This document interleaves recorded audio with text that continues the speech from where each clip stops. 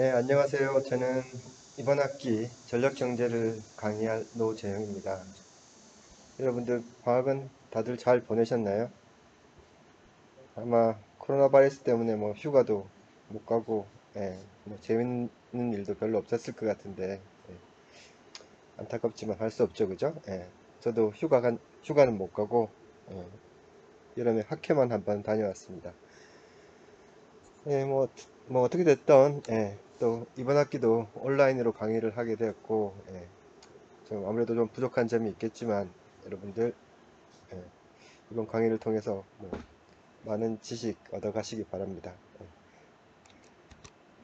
방금 소개해드린 것처럼 제 이름은 노재영이고요. 제 연구실은 C동 224호, 그리고 전화번호는 뭐 여기 나와 있는 것처럼 3934번이고 이메일은 이렇게 나와 있습니다. 그리고 저하고 뭐 상담을 하고 싶으신 분은 뭐 월요일날 오후에 오셔도 되고요. 또 가능하면 이메일 보내셔가지고 먼저 사전에 약속을 하고 면담을 했으면 좋겠습니다. 이 전력 경제라는 과목의 오브젝티브, 그러니까 목적이죠. 목적입니다. 그래서 보시면 이 코스는 학생들한테 practical하고 뭐 comprehensive overview of power system economics 이렇게 되어 있습니다. 그래서 파워 시스템 이코노믹스, 뭐 전력 경제죠, 그죠? 전력 경제, 뭐 전반적인 사항들에 대해서, 그리고 실용적인 사항들에 대해서 여러분들한테 소개하는 게 이 과목의 이제 목적이 되겠습니다. 그래서 파워 시스템 이코노믹스 이렇게 되면 전력 경제라고 하는데, 뭐 말 그대로 전력 플러스 경제 이렇게 되겠죠, 그죠? 전력 좀 더 정확하게 이야기를 하면 전력 시스템 더하기 경제 이렇게 되겠습니다. 뭐 여러분들 뭐 경제학이란 뭐 학문에 대해서는 많이 들어보셨겠지만 전력 경제라는 단어는 아마 여러분들 아마 익숙하지 않으실 겁니다. 근데 그럼 왜 이제 우리가 경제라는 걸 배워야 되냐 하면 뭐 이거는 뭐 어떤 분야든 상관없이 경제학은 조금씩 필요한데요. 왜냐하면 우리가 뭔가 물건을 생산해서 파는 뭐 어떤 인더스트리, 뭐 어떤 산업에 속해 있고 그 산업에 속해 있다면 얼마나 싼 비용으로 물건을 생산해서 얼마나 비싼 가격에 팔 것인가, 그리고 뭐 어떤 사업을 한다 그러면 사업을 했을 때 얼마만큼의 돈을 벌어들일 수 있을 것인가, 뭐 그런 것들을 결정을 해야 되는데 그런 걸 하기 위해서는 이제 경제학적 개념들이 좀 필요한 거죠. 특히나 우리 이제 전력 시스템 같은 경우에는 나중에 이야기하겠지만 여러 가지 좀 그러니까 다른 일반적인 상품하고 다른 특성이 있습니다. 그러다 보니까 좀 더 복잡한 경제학이 필요로 하게 되는 거고요. 그러한 내용들에 대해서 이제 이번 학기 동안 여러분들이 배우게 되겠습니다. 그래서 조금 더 세분화시켜 보면 여러분들이 배울 내용은 이제 뭐 Basic Concept from Microeconomics 이렇게 되어 있네요, 그렇죠? 마이크로 이코노믹스, 여러분들 미시경제학이라고 하는 건데요.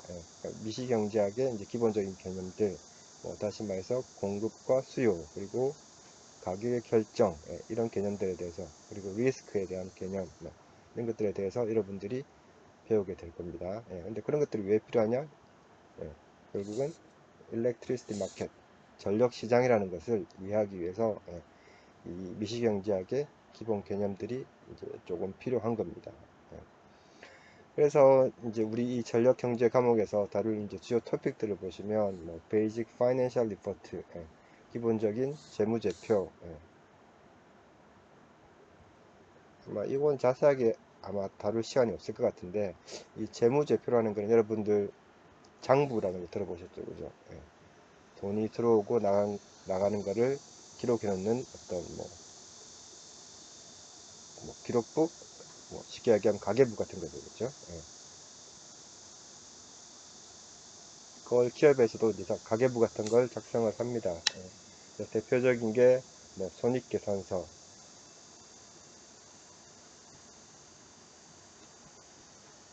그리고 뭐 대차대조표,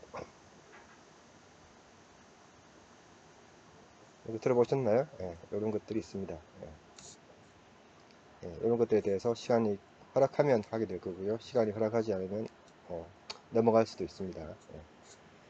예, 어쨌든 뭐 이런 내용들을 좀 하게 될 거고요. 예, 그리고 두 번째는 time value of money입니다. 돈의 시간적 가치라는 건데요. 예, 뭐 이번 슬라이드를 하고 나서 그러니까 오늘은 아마 전력산업의 기본적인 기능들에 대해서, 그리고 전력산업의 경쟁이 도입된 이유, 이런 것들에 대해서 제가 이제 간단하게 설명을 드릴 거고요. 거기에 대한 설명이 끝이 나고 나면 그 다음 시간부터는 이제 time value of money에 대해서 이야기를 하게 될 겁니다. 그러니까 돈의 시간적 가치라는 건데요. 뭐 상세한 내용은 하면서 다시 말씀드리겠습니다. 그리고 economic evaluation, 뭐 우리말로 하면 경제성 평가라는 겁니다.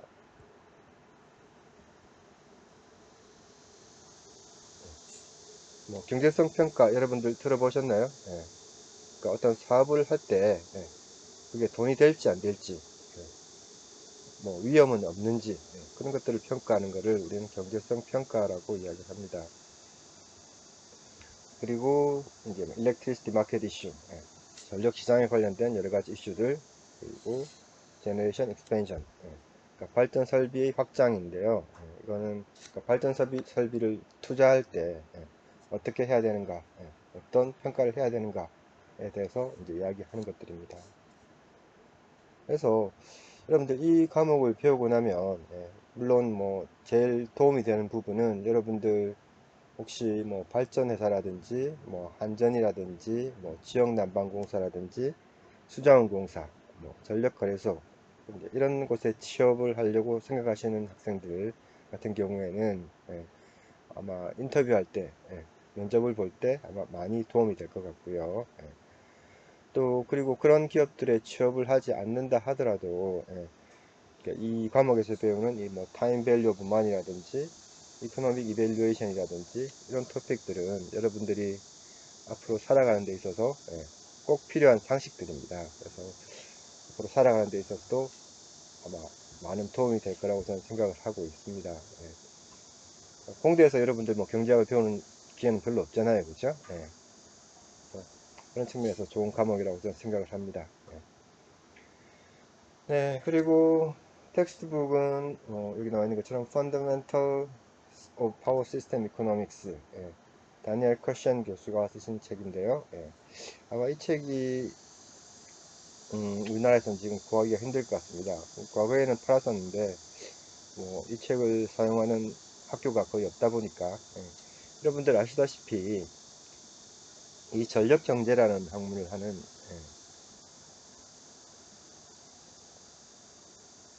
이 전력경제라는 과목을 가르치는 학교는 아주 제한적입니다. 우리나라에서 뭐 지금 전력경제를 하실 수 있는 교수님들이 계신 학교는 서울대, 고려대, 홍익대, 건국대, 뭐 그리고 지방에 몇 개 학교들, 부산대라든지 그 다음에 광주과기원 정도, 그렇게 많지가 않습니다. 그래서 그러다 보니까 이렇게 이 교과서 같은 경우도 이제 구하기가 좀 힘든데요.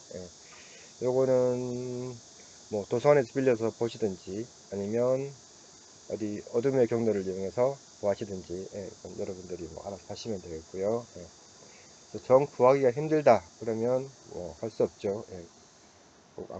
안 구하셔도 되고 제가 드리는, 그러니까 뭐 제가 강의할 때 쓰는 슬라이드들을 가지고 공부를 하셔도 아마 될 것 같습니다. 그리고 두 번째 텍스트북은 이제 리스트 코스트 일렉트릭 유틸리티 플래닝, 뭐 H 스토리라는 분이 쓰신 책인데요. 이거 좀 오래된 책입니다. 이것도 도서관에 가면 있을 거예요. 이 책은 이제 뭐 타임 밸류 오브 머니라든지 이코노믹 이밸류에이션, 아니면 제너레이션 익스펜전, 이런 토픽들을 다룰 때 아마 여러분들이 읽으신다면 도움이 될 겁니다. 그러니까 이거는 뭐 보조 텍스트북이라고 생각하시면 되겠습니다. 꼭 뭐 사시거나 구하실 필요는 없고요. 뭐 우리가 강의를 하다가 더 궁금한 점이 생기시면 한번 찾아보셔도 좋을 것 같습니다. 그리고 제가 여기 써놓은 것처럼 그 렉처 머티리얼, 제가 제공하는 뭐 슬라이드라든지 아니면 이 동영상을 가지고 뭐 공부를 하셔도 뭐 충분할 것 같고요. 가능하면 제가 그 이캠퍼스에 올릴 수 있는 자료들은 올려놓도록 하겠습니다.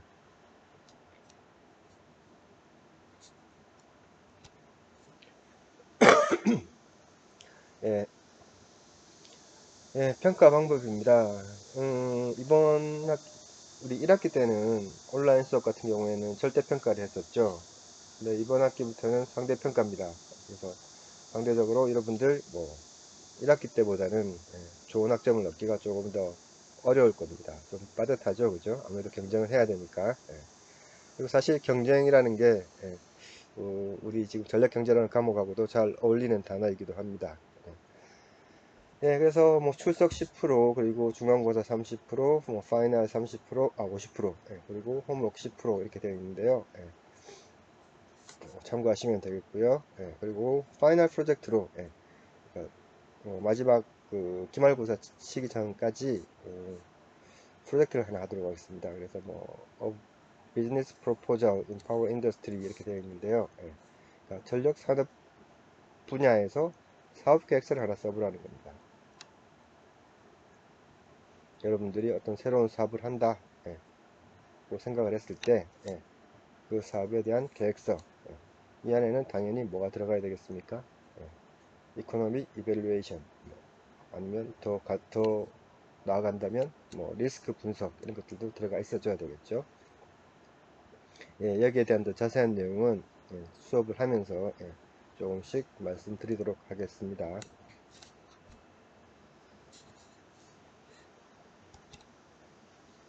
네, 오늘 할 내용은 그러니까 그 전력 산업의 기능들에 대해서 전반적으로 한번 쭉 훑어보고 지나가도록 하겠습니다. 뭐 여러분들 다 아시는 내용이기도 하고 또 좀 모르고 계신 내용들도 있을 겁니다.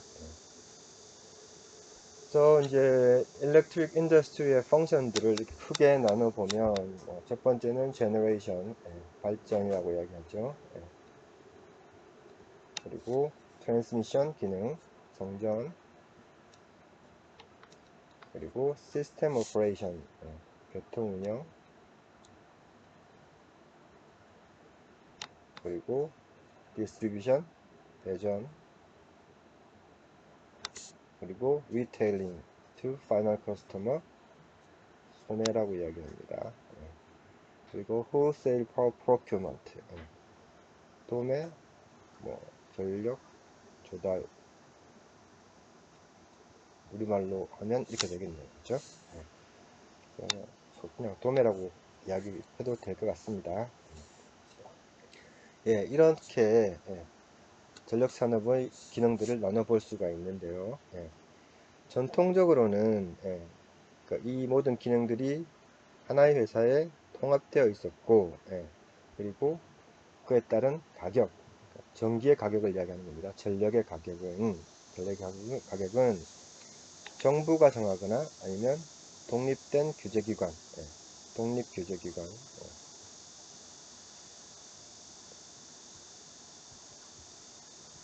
이 정하는 게 전통적인 일렉트릭 인더스트리, 전력 산업의 형태였습니다. 다시 말하지만 제가 앞에 방금 말씀드린 이 모든 기능들이 어떤 하나의 회사에 속해 있고, 독점 회사죠, 그죠? 그리고 그 회사에서 생산돼서 소비자들한테 파는 전력의 가격은 정부가 결정하거나 아니면 별도 독립된 규제기관이 결정하는 그런 형태였습니다. 그런데 여기 나와 있는 것처럼 worldwide move to competition, 이런 독점 상태에서 독점의 반대말은 뭐죠? 독점? 반대말은 경쟁입니다. worldwide move to competition, 뭘로 가고 있다는 이야기입니까? 세계적으로 독점 상황에서 경쟁하는 형태로 전력 산업이 바뀌고 있다는 이야기입니다. 이건 뭐 전력뿐만이 아니고요. 뭐 도로라든지 아니면 항공, 뭐 그다음에 철도, 이런 것도 다 해당되는 이야기입니다. 가스라든지. 과거에는 공공재, 뭐 공공 서비스라고 생각했던 부분들은 거의 다 이 독점 형태, 즉 정부가 소유하고 있거나 아니면 민간 기업이 갖고 있더라 하더라도 이 독립규제기관에 의해서 규제를 받는 그런 형태였는데, 그런 뭐 공공 서비스들이 자꾸 경쟁 상황으로 이제 이렇게 바뀌는, 그게 월드와이드 무브라는 이야기입니다. 그런 형태로 그게 트렌드라는 이야기고요. 그러니까 그렇게 되면서 그러니까 먼저 이제 뭐 철도라든지 이런 것들이 먼저 민영화 되었고요. 그리고 경쟁이 도입되었고, 그리고 그렇다면 전력이라는 이 공공 서비스도 경쟁을 하지 않을 이유가 없지 않냐라는 바람이 불면서 이 전력 산업도 점점 경쟁화 되어가고 있습니다. 이게 벌써 1980년대에 일어났던 이야기입니다. 그래서 2000년대 초반에 거의 대부분의 선진국들은 경쟁 체제로 돌아섰고요. 그리고 뭐 여전히 이제 개발도상국이라든지 후진국들은 독점 상태에 머물러 있습니다. 자, 경쟁이 되면서 여기 제가 말씀드렸던 이런 기능들 가운데 몇몇 기능들은 deregulated, 규제를 벗어났다는 이야기입니다. 그래서 경쟁 상황으로, 경쟁 체제로 바뀌게 되었고, 또 몇몇 펑션들, 몇몇 기능들은 여전히 규제를 받고 있습니다. 규제를 받는다는 이야기는 프라이스가 규제기관 또는 정부에 의해서 결정된다는 이야기가 되겠죠. 그죠? 자, 기능 하나하나를 한번 보도록 하겠습니다. 제너레이션, 발전이라고 이야기했습니다. 경제학적 측면에서 본다 그러면 생산이 되는 거겠죠. 어떤 물건을 생산한다. 뭘 생산하죠? 전기를 생산하는 겁니다.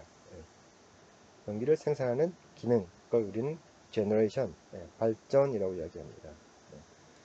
그래서 이 제너레이션 펑션이 전체 전력을 공급하는 데 드는 비용에 차지하는 비중은 뭐 한 35에서 50% 정도 된다라고 이야기하는데, 이건 뭐 세계적으로 봤을 땐 그렇다는 이야기고요. 우리나라 같은 경우에는 이 비중이 상당히 높습니다. 70%, 80%까지도 올라갑니다.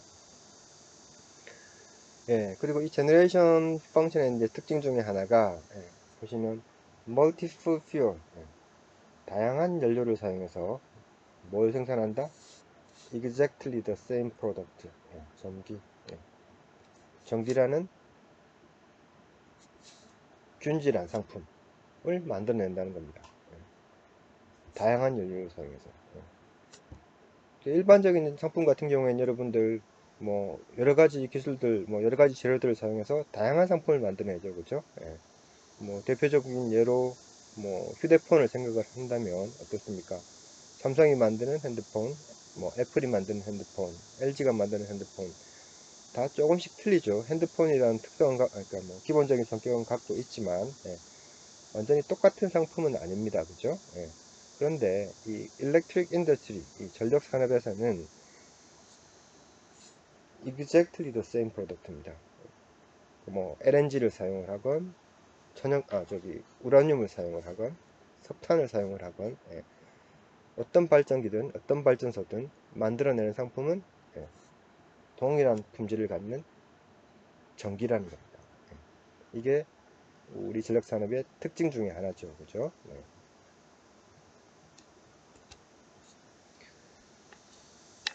그리고 여기 나와 있는 것처럼 그 다양한 연료를 사용한다고 그랬는데 이 다양한 연료들은 가격이 다 틀리죠. 그죠? 그렇다면 생산 단가, 여기 cost of plant output, 전기 1kWh를 만들어내는데 들어가는 비용이 다 달라지겠죠. 그죠? 어떤 연료를 사용하냐에 따라서. 그리고 여러분들 우리 1학기 때도 배웠지만 어떻습니까? 어떤 발전소의 efficiency, 이것도 다 다르죠. 그죠? 원자력 발전소의 efficiency, 그리고 석탄 발전소의 efficiency, 그리고 천연가스를 사용하는 발전소의 efficiency 다 다릅니다. 그죠? 어떤 게 가장 efficiency가 좋았죠? 일반적으로 우리가 많이 사용하는 기술 가운데 CCGT, 이거 1학기 때 배웠죠. 그죠? Combined Cycle Gas Turbine.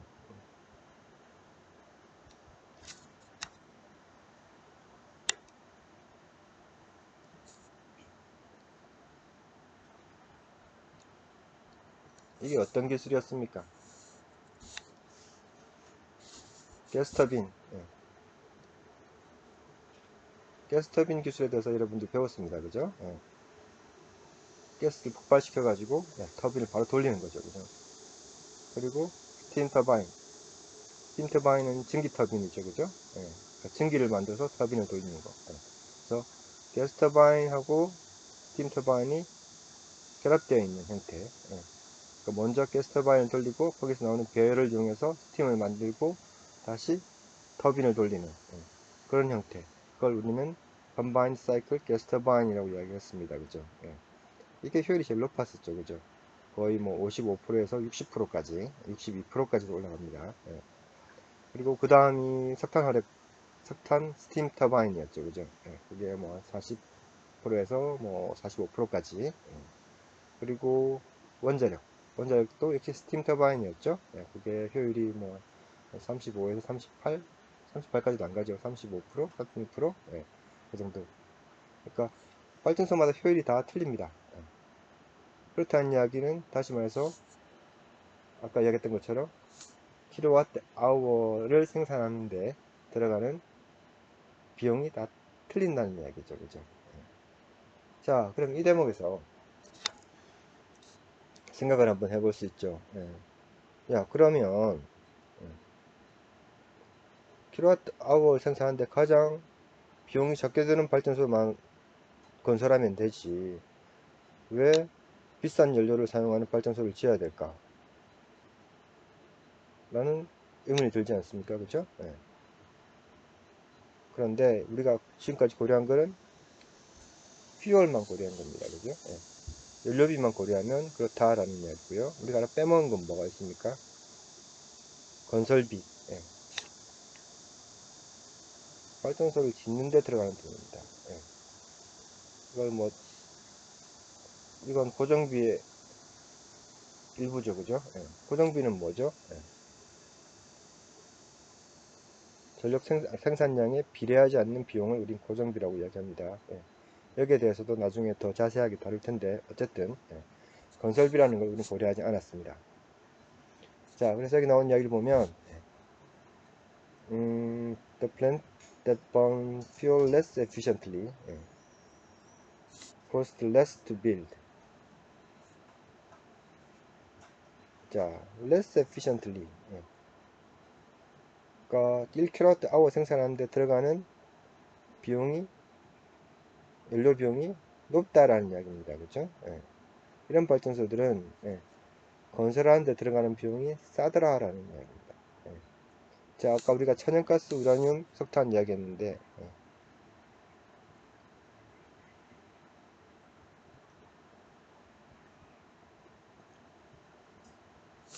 이 중에서 가장 비싼 연료는 뭡니까? 천연가스입니다. 그 다음 비싼 연료는 석탄이고요. 그 다음은 우라늄입니다. 그러면 천연가스를 사용하는 발전소, 이 CCGT, 얘가 비록 효율은 높지만 단가는 비싼 겁니다. 그래서 천연가스 복합 CCGT의 그 발전 단가가 제일 비싸고요. 그 다음이 석탄, 그 다음이 우라늄이 되는 겁니다. 그러면 제일 싼 우라늄 발전소, 원자력 발전소만 지으면 되는 거 아니냐라는 거죠. 그런데 이 천연가스 발전소는 뭐가 싸더라는 이야기입니까? 건설비가 싸더라.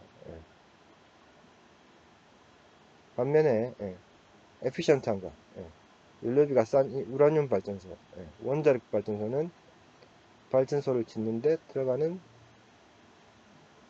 비용이 비싸더라라는 겁니다. 자, 그러면 언제 이 발전소를 사용하고 언제 이 발전소를 사용하는 것이 유리할 것인가에 대해서 한번 생각을 해봐야 되겠죠. 그죠? 일단 이 천연가스 발전소는 연료비는 비싸지만 건설비가 싸다라고 이야기했습니다. 그렇다면 이 천연가스 발전소는 1년 중에 조금만 돌아갈 때, 그러니까 그렇게 많은 시간을 필요하지 않는 발전소가 필요할 때 적당한 발전소고요. 이 원자력 발전소 같은 경우는 1년 내내 돌아가는 발전소. 연료비는 싸지만 건설비가 비싸니까 그런 용도로 적합하다는 걸 알 수가 있습니다. 그래서 여기 보시면 less efficient 하지만 less to build 한 발전소는 언제 사용한다? peaking purpose. 첨두 부하용으로 사용을 하고요. 그리고 이런 원자력 발전소는 언제 사용한다? full time, as base load unit. 기저 부하용으로 사용을 한다라는 이야기입니다. 이거 우리가 1학기 때 잠깐 한번 했던 것 같기도 한데요. 여러분들 LDC 기억나십니까? LDC. LDC 모르시나요? 이것도 나중에 이야기 할 텐데, 이쪽은 메가와트고, 이쪽은 시간입니다. 8760시간.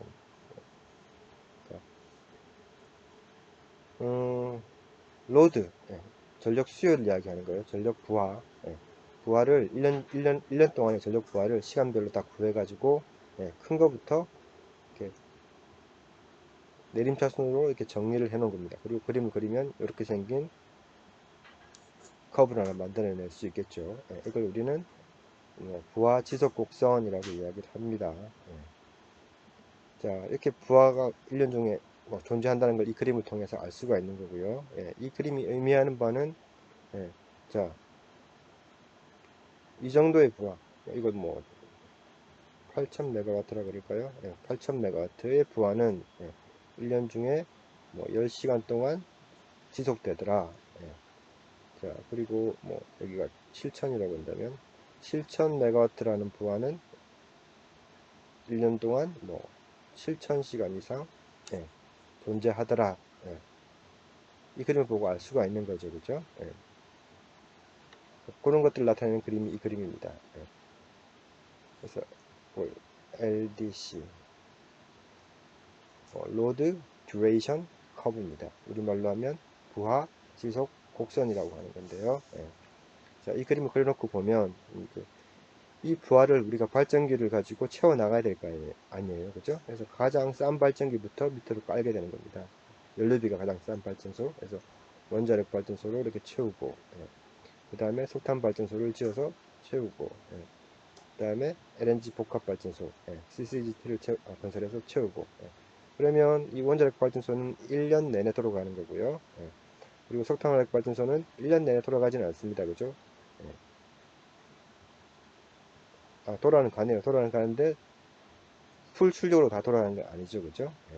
그리고 LNG 복합 같은 경우에는 이 정도의 시간만큼만 돌아간다는 이야기입니다.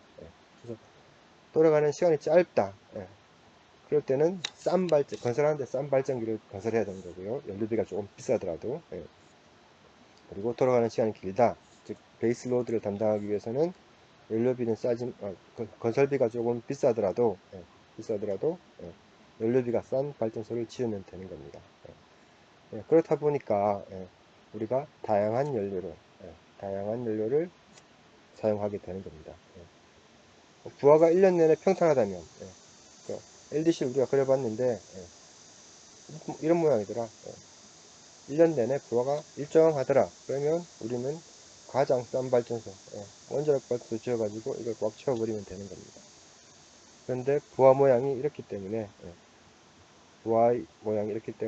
우리는 다양한 연료를 사용을 하는 겁니다.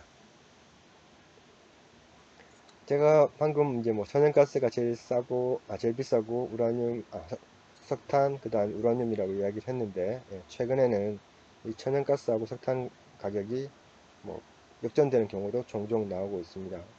여러분들 알고 계시죠? 여러분들 미국에서 셰일가스라는 게 이제 나오고, 그리고 또 경제도 침체되어 있고 이러다 보니까 천연가스 가격이 많이 떨어졌습니다. 그러다 보니까 요즘은 또 석탄하고 천연가스 가격이 역전되는 경우도 종종 나오고 있습니다. 예. 자, 1980년대 이전에는 여기 말하는 economies of scale, 규모의 경제라고 이야기합니다.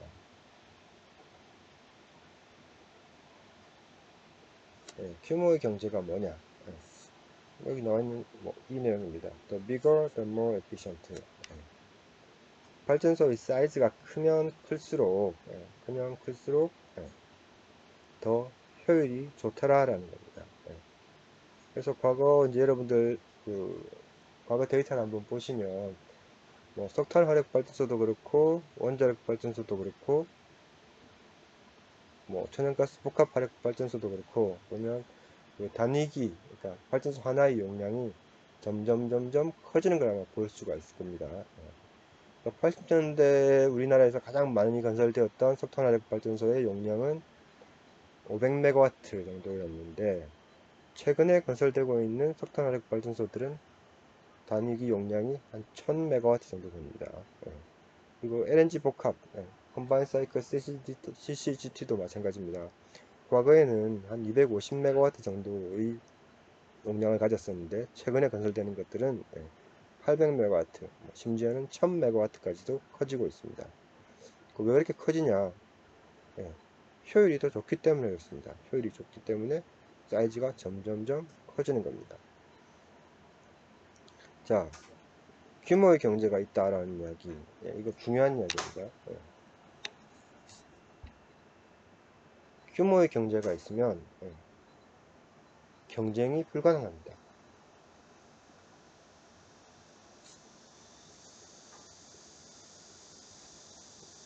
왜 그럴까요? 자, 내가 100메가와트짜리 발전소를 건설을 했습니다. 제가 발전 사업자라서 100메가와트짜리 발전소를 건설을 해서 전기를 공급하고 있었어요. 그런데 갑자기 뭐 다른 사람이 또 뭐 발전소 하나 더 만들어 가지고 자기는 200메가와트짜리 발전소를 지었습니다. 그러면 이 발전소는 규모의 경제 때문에 내 발전소보다는 효율이 더 좋겠죠, 그죠? 그렇죠? 다시 말해서 더 싸게 전기를 공급할 수 있다는 이야기입니다. 이 발전소가. 그러면 내 발전소는 어떻게 됩니까? 얘보다 가격이 비싸니까 전기를 팔 수가 없죠. 얘가 다 공급을 하고 나는 죽어야 됩니다. 자, 그래서 이 발전소가 뭐 새로 지어가지고 잘 전기를 팔아먹고 있었어요. 그런데 또 새로운 발전 사업자가 나타나서 500메가와트짜리를 건설해버렸네. 얘는 얘보다 효율이 더 좋을 거 아니에요. 그럼 얘도 죽겠죠, 그죠? 이런 일이 끊임없이 일어날 겁니다, 그죠? 끊임없이. 다시 말해서 새로운 큰 발전소가 뭐 시장에 등장을 하면 그 전에 있던 발전소들은 다 죽어야 된다는 이야기입니다. 자, 국가의 관점에서 바라본다 그러면 이건 낭비죠, 그죠? 나 이거 이 발전소 지어가지고 한 5년밖에 안 돌렸는데 30년 돌릴 수 있는데 이 발전소를 문 닫아 버렸잖아요. 이 발전소도 뭐 한 5년 돌리고 또 문 닫아 버리고 그건 국가에서 바라봤을 때는 어떻습니까? 낭비죠, 낭비. 30년 쓸 수 있는 발전소를 5년만 쓰고 버린다는 이야기잖아요. 그런 일이 있으면 안 되겠죠, 그죠? 그런 일이 있으면 안 됩니다. 낭비예요. 다시 말해서 경쟁을 하면 안 된다는 이야기입니다. 그러면 어떻게 해야 될까요? 독점을 해야 되겠죠. 새로운 사업자가 들어와서 다른 발전소를 죽이는 일이 없어져야 됩니다. 그죠? 낭비가 일어나지 않기 위해서. 그래서 규모의 경제가 있으면 경쟁이 안 되고 결국은 국가가 독점적으로 관리할 수밖에 없습니다. 그런데 1980년대 제가 이야기했던 CCGT라는 기술이 등장을 했습니다. 새로운 기술이었죠. 신기술입니다. 그 당시에는. 근데 이 기술이 딱 나오고 보니까 아까 제가 효율이 좋다고 그랬잖아요. 그죠? 석탄 발전소보다 효율이 훨씬 높습니다. 그죠? 석탄 화력 발전소보다 사이즈가 작음에도 불구하고 효율이 더 좋다는 이야기입니다. 물론 뭐 연료비가 거의 비슷하다고 했을 때 이야기죠. 이게 딱 등장을 하니까 뭐가 깨져버린 겁니까? 규모의 경제가 깨져버린 겁니다.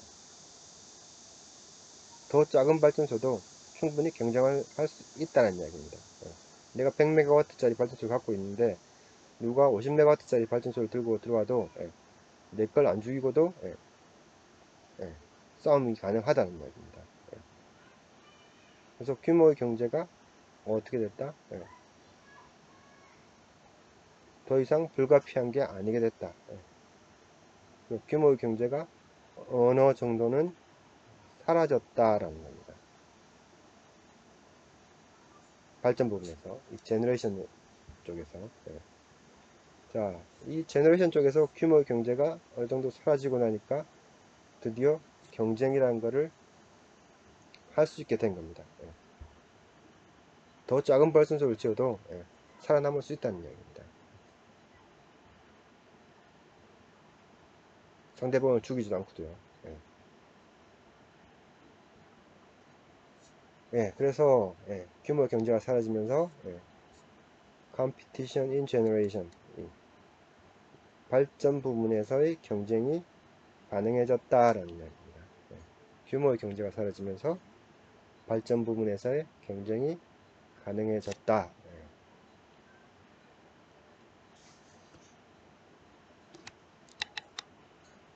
그런데 사실 정확하게 이야기하면, 좀 더 정확하게 이야기하면 이거는 아까도 제가 말씀드렸지만 천연가스나 뭐 석탄이나 이런 것들의 가격이 비슷할 때 이야기입니다.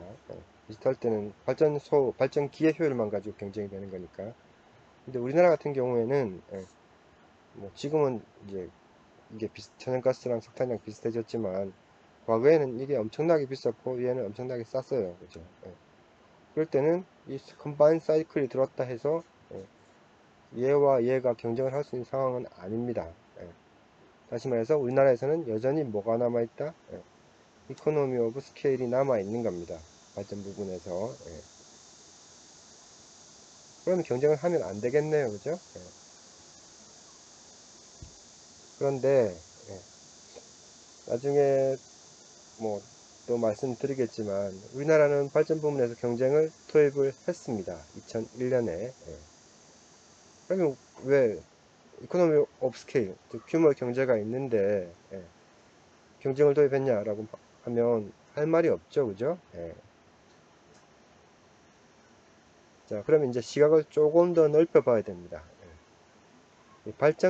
발전소 하나, 발전기 하나의 단위로 보지 말고 발전 회사 단위로 보자는 겁니다. 발전 회사 단위. 자, 규모의 경제가 있다 그러면 발전 회사 단위에서 큰 회사가 무조건 작은 회사보다 더 효율적이어야 되죠.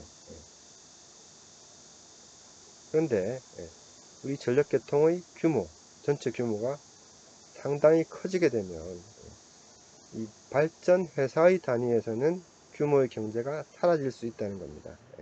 그러니까 발전 회사라는 거는 뭐 천연가스 발전소도 갖고 있고 석탄 발전소도 갖고 있고 뭐 이런 그런 회사가 되겠죠.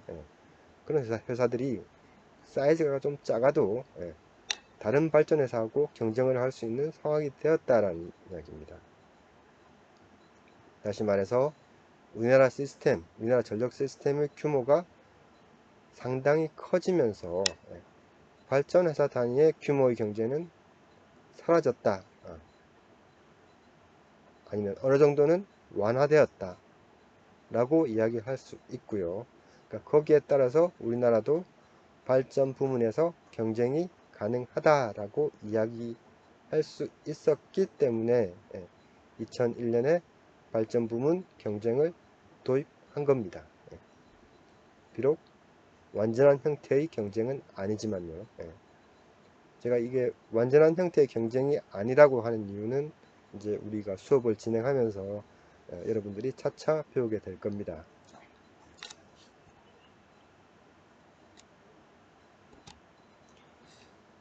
네, 두 번째 기능은 이제 트랜스미션, 송전이죠, 그죠?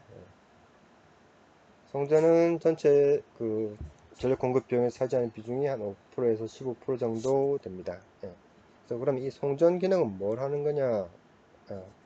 이게 아니군요.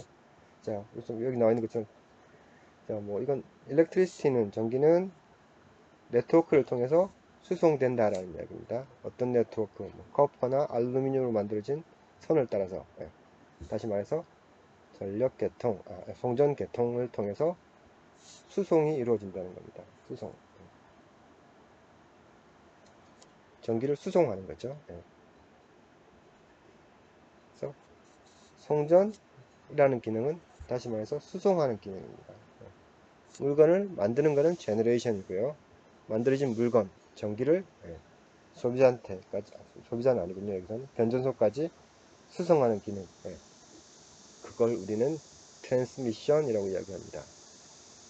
그런데 이 트랜스미션 네트워크는 일반적인 네트워크, 다시 말해서 철도라든지 아니면 텔레폰 네트워크, 통신망이라든지 이런 거하고는 약간 다릅니다.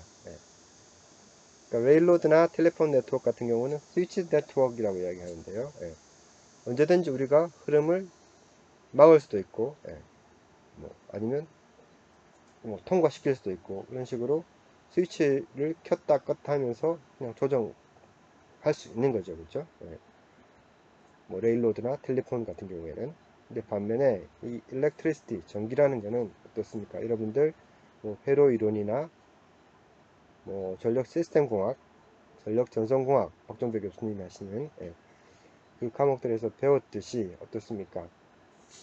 Law of Physics, 물리 법칙에 따라서 네트워크를, 송전망을 자기 마음대로 freely flow 하죠. 그죠? 이 물리 법칙, 가장 대표적인 물리 법칙이 뭐가 있습니까? KCL, 뭐 KVL 이것들 있죠. 그죠? 키르호프 커런트 로, 뭐 키르호프 볼테이지 로, 뭐 이것들 있죠. 그죠? 여러분들 전력 전송 시간에 많이 해봤을 겁니다. 그죠? 이런 특징이 되는 겁니다. 트랜스미션 네트워크는 물리 법칙에 따라서 우리가 컨트롤 할 수 없이 지 마음대로 움직인다는 이야기입니다. 그리고 또 하나 중요한 점은 이 플로우를, 전기의 흐름을, 전력 조류를 지속적으로 계속 관리해 줘야 되는 거고요. 그리고 실시간으로 관리를 해줘야 됩니다. 왜 그렇습니까? 전기는 그걸 지속적으로 관리 안 하고 실시간 관리 안 하면 어떤 일이 벌어집니까? 뭐 과전압이 걸린다든지 과부하가 걸린다든지, 그래서 송전선이 녹아내린다든지 끊어진다든지, 뭐 주파수가 올라간다든지, 뭐 그런 안 좋은 현상들이 발생을 하게 되는 거죠. 그죠? 그래서 우리는 항상 지속적으로 그리고 실시간으로 이 트랜스미션 네트워크를 관리를 해줘야 됩니다. very fragile한 시스템입니다. fragile이 뭔지 알죠? 우리 택배 상자에 귀중품, 그러니까 뭐 유리 제품 같은 거 넣으면 이렇게 fragile이라고 표시되어 있죠. 그죠? 잘 깨진다는 이야기죠. 취약한, 취약한 뭐 시스템이라는 이야기입니다. 아니면 민감한 시스템이죠. 그죠? 자, 시스템 오퍼레이션, 교통 운영 기능입니다. 그래서 이 시스템 오퍼레이션 기능은 여기 나와 있는 것처럼 coordinate generating plant with the load 이렇게 되어 있습니다. 발전기와 발전소와 로드, 로드는 뭐라고요? Sum of all customers instantaneous usage입니다. 그러니까 개별 소비자들이 그 순간순간 사용하는 전력량, 그거의 합을 우리는 로드, 부하라고 이야기합니다. 그 부하하고 발전소, 발전소 간의 코디네이트, 조정이죠. 그걸 조정하는 겁니다. 뭘 하기 위해서? 스테이블 트랜스미션 시스템, 안정적인 개통을 위해서, 안정적인 송전 개통을 위해서 발전기와 부하를 코디네이트, 조정한다. 다시 말해서 전기의 공급과 전기의 수요를 일치시키는 역할입니다. 이것도 1학기 때 조금 배웠나요? 우리가 밸런싱이라고 이야기합니다. 수급 균형이죠. 수요와 공급이 일치하게 만드는 역할입니다. 뭘 위해서? 트랜스미션의 안정적인 운영을 위해서. 그걸 하는 기능을 우리는 시스템 오퍼레이션 기능이라고 이야기합니다.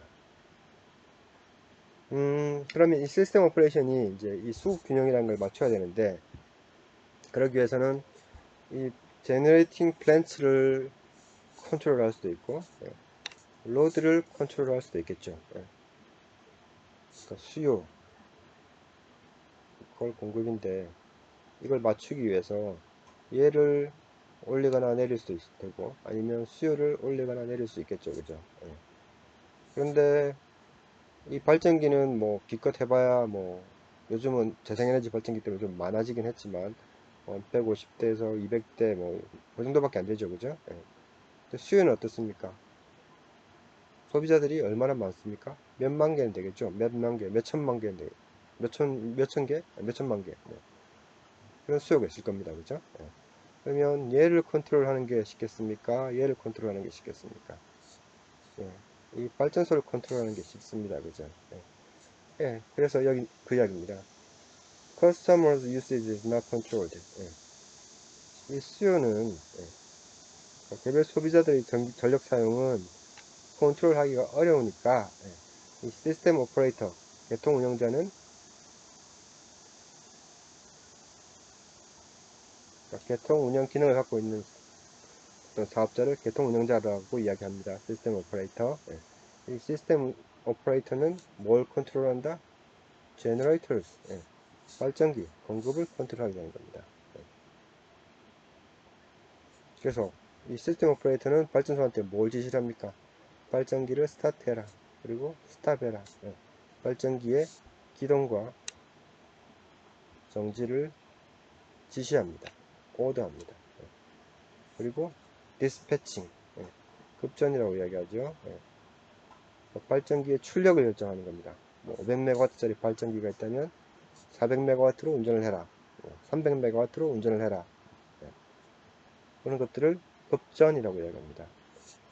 그러니까 발전기를 켜고 끄는 것, 그리고 발전기 출력을 얼마로 할 것인지를 이 시스템 오퍼레이터가 지시한다는 겁니다. 그것도 실시간으로.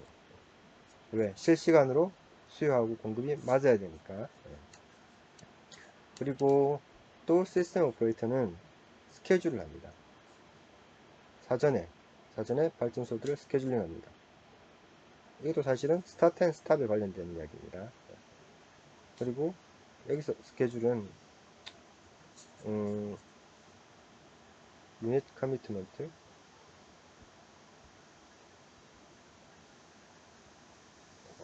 MENT입니다. 메인티넌스, 이런 것들을 이야기하는 건데요. 유닛 커미트먼트는 이 발전기의 기동하고 정지를 이야기하는 거고요. 그리고 메인티넌스는 발전기가 1년 내내 돌 수는 없잖아요. 그죠? 1년에 한 열흘 정도, 뭐 1년에 한 달 정도는 발전기를 끄고 뭘 해야 됩니까? 유지 보수를 해야 됩니다. 그러니까 터빈도, 뭐 기계도 좀 닦아내고 기름칠도 하고 그런 일들을 해야 되겠죠. 그걸 우리는 메인테넌스, 유지 보수라고 이야기합니다. 이 유지 보수 계획도 사전에 이 시스템 오퍼레이터가 결정을 해야 된다는 겁니다. 여기서 나온 예는 뭐냐면 수력 발전소 같은 경우에는 발전소를 켜는데 그냥 몇 분밖에 안 걸립니다. 자, 발전소 켜 그러면 한 5분 이내에 발전소를 켤 수 있다는 이야기입니다. 반면에 원자력 발전소 같은 경우에는 서 있는 발전소를 한번 켜기 위해서는 뭐 하루 이상 걸립니다.